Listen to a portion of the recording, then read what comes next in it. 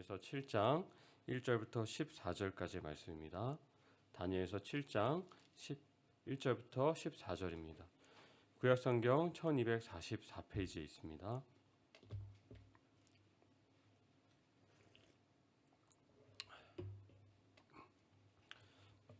우리 차신 줄 알고 한 절씩 교독하시도록 하겠습니다.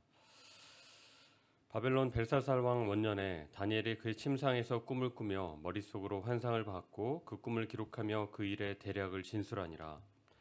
다니엘이 진술하여 이르되 내가 밤에 환상을 보았는데 하늘에 네 바람이 큰 바다로 몰려 불더니 큰 짐승 넷이 바다에서 나왔는데 그 모양이 각각 다르더라. 첫째는 사자와 같은데 독수리의 날개가 있더니 내가 보는 중에 그 날개가 뽑혔고 또 땅에서 들려서 사람처럼 두 발로 서게 함을 받았으며 또 사람의 마음을 받았더라. 또 보니 다른 짐승 곧 둘째는 곰과 같은데 그것이 몸 한쪽을 들었고 그 입에 이 사이에는 새 갈빗대가 물렸는데 그것에게 말하는 자들이 있어 이르기를 일어나서 많은 고기를 먹으라 하였더라. 그 후에 내가 또 본즉 다른 짐승 곧 표범과 같은 것이 있는데 그 등에는 새의 날개 넷이 있고 그 짐승에게 또 머리 넷이 있으며 권세를 받았더라. 내가 밤 환상 가운데 그 다음에 본 넷째 짐승은 무섭고 놀라우며 또 매우 강하며 또 새로 된 큰 이가 있어서 먹고 부서뜨리고 그 나머지를 발로 밟았으며 이 짐승은 전에 모든 짐승과 다르고 또 열 뿔이 있더라. 내가 또 그 뿔을 유심히 보는 중에 다른 작은 뿔이 그 사이에서 나더니 첫 번째 뿔 중에 셋이 그 앞에서 뿔입까지 뽑혔으며 이 작은 뿔에는 사람의 눈 같은 눈들이 있고 또 입이 있어 큰 말을 하였더라.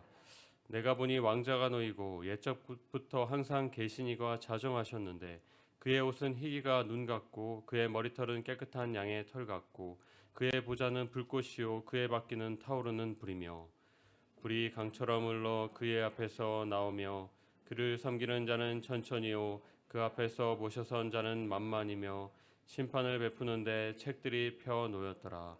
그때 내가 작은 뿔이 말하는 큰 목소리로 말미암아 주목하여 보는 사이에 짐승이 죽임을 당하고 그의 시체가 상한 바 되어 타오르는 불에 던져졌으며 그 남은 짐승들은 그의 권세를 빼앗겼으나 그 생명은 보존되어 정한 시기가 이르기를 기다리게 되었더라.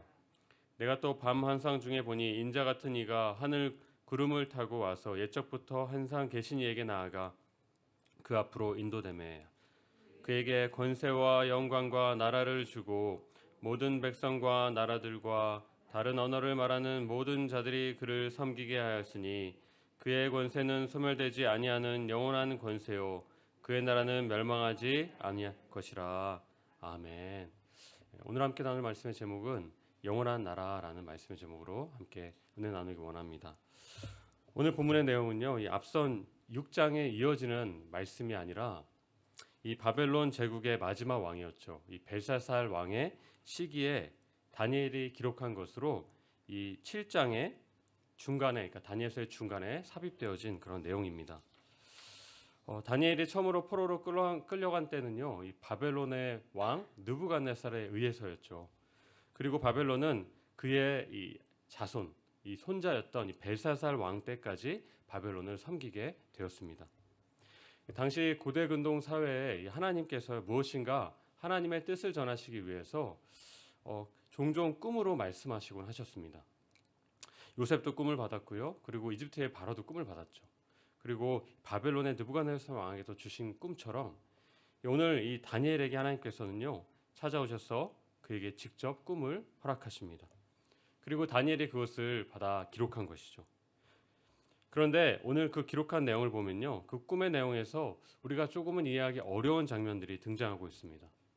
먼저 2절 말씀에 보면 이렇게 말씀합니다. 내가 밤에 환상을 보았는데 하늘에 네 바람이 큰 바다로 몰려 불었다.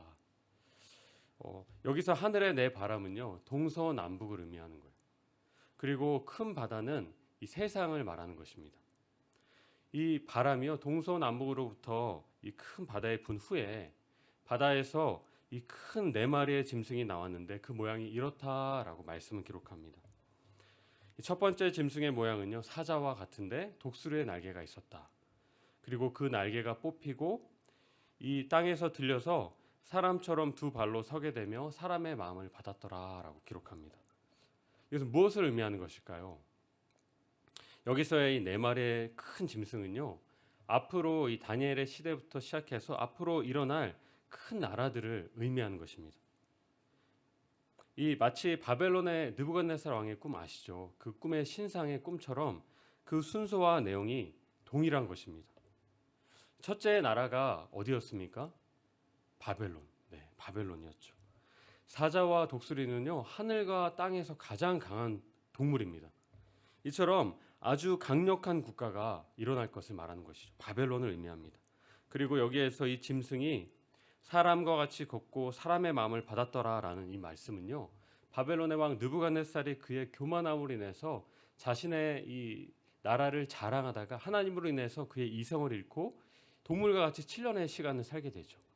그리고 다시 하나님께서 그에게 이성을 허락하셔서 그가 이 다시금 하나님 앞에 자신을 회개한 그 사건을 기억하게 하는 그런 내용입니다. 그리고 둘째, 곰과 같은 나라가 이제 그 다음에 일어난 이 메데 바사의 연합왕국을 의미합니다. 다리오 왕 때이죠. 이 곰이 몸을 한쪽으로 들었다라는 이 표현은요, 이 메데와 바사의 두 연합왕국이 이제 바사의 왕국, 이 바사는 페르시아입니다. 페르시아의 왕국, 한 왕국으로 통일되어 일어날 것을 의미하는 거예요. 실제로 그러한 역사가 일어났죠. 메데 바사의 다리오 왕 이후에 이 말씀처럼 바사의 고레스 왕의 통치로 하나님은 그 일을 이루어 가십니다.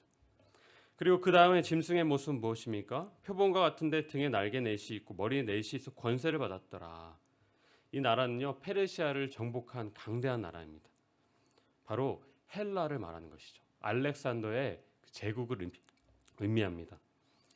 그 시기가 짧았지만 알렉산더는요, 마치 이처럼 빠르고 넓게 나라를 확장한 아주 큰 제국을 이뤘던 나라였죠. 그리고 이제 마지막 짐승이 나옵니다. 이 짐승은 쇠로 된 이가 있어서 나머지 짐승들을 발로 밟았으며 10개의 뿔이 있다는 것은요, 헬라를 정복하고 그 다음에 일어난 나라이죠. 바로 어디입니까? 로마 제국. 그리고 그 뒤에 파생된 10개의 왕들을 의미하는 그런 말씀입니다. 이것이 바벨론으로부터 시작해서 일어난 아주 강력한 권세들이었습니다. 나라들이었죠.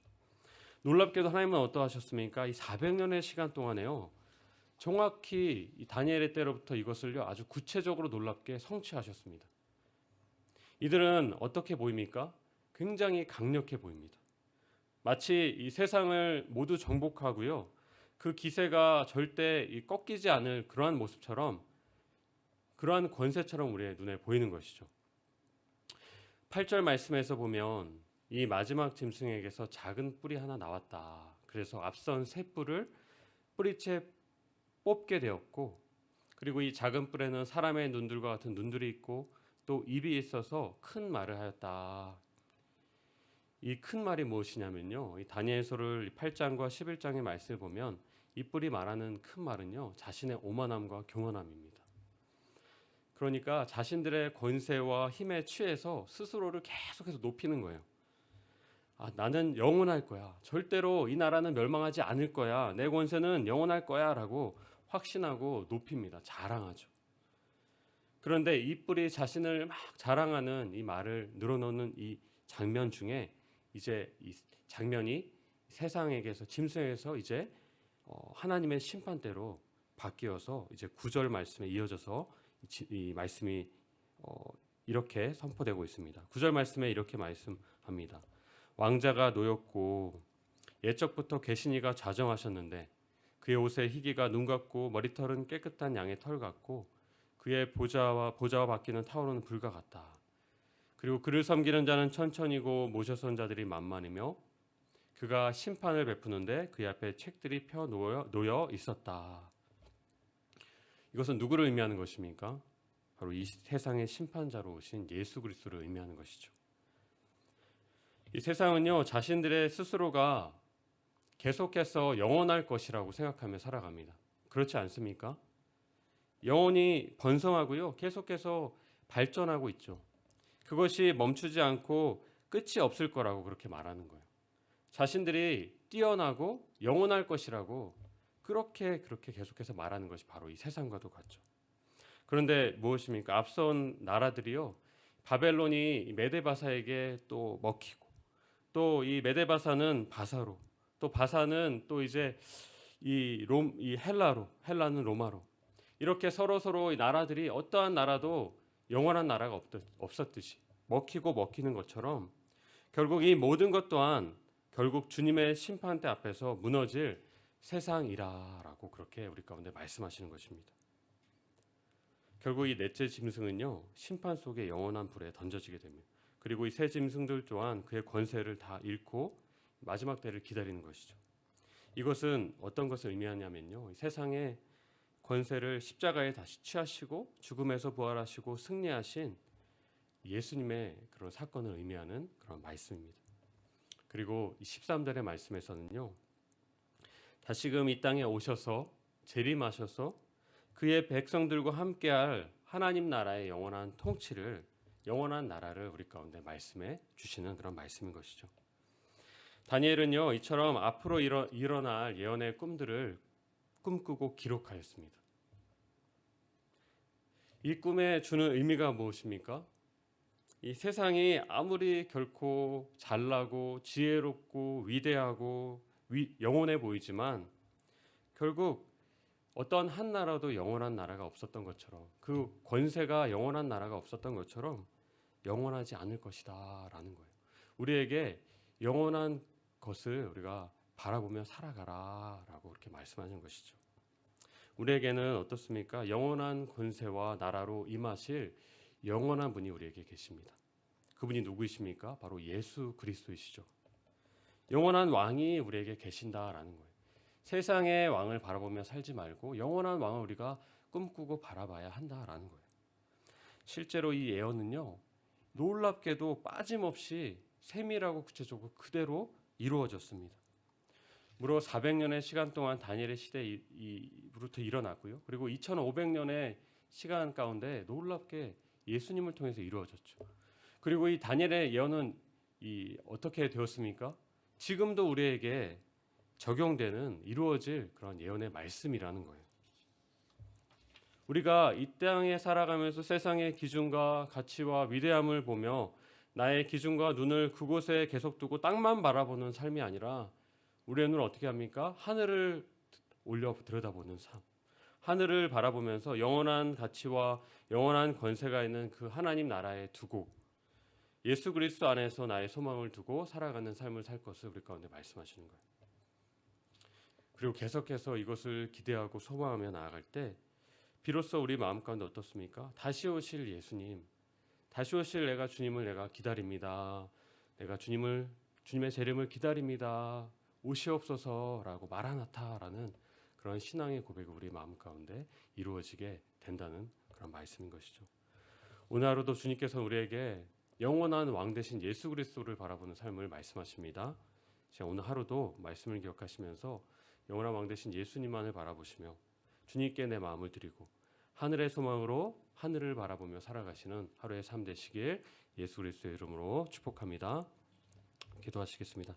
하나님 감사합니다. 오늘 이 말씀을 통해서 우리에게 주신 것처럼 세상의 권세는 영원하지 못할 것이라고 좀 말씀하시면 감사합니다. 우리가 이 땅만 바라보며 살아가는 삶이 아니라 영원한 나라, 영원한 왕 되신 우리 주 예수 그리스도를 우리가 바라보며 주님을 소망하며 주님을 기대하며 감사하며 하늘의 소망을 꿈꾸고 그것을 우리가 바라보며 살아가는 삶이 될 수 있도록 은혜 허락하여 주시옵소서.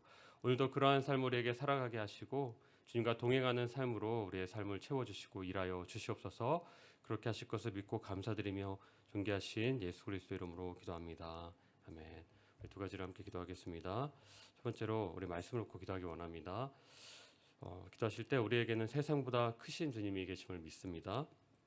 세상이 스스로 영원하다 하지만 결코 그렇지 못함을 우리에게 보게 하시고 영원하신 주님만을 바라보며 나의 믿음을 주님께 두고 소망을 주님께 두고 살아갈 수 있도록 오늘 나의 눈과 마음 가운데 주님 일하여 주시옵소서.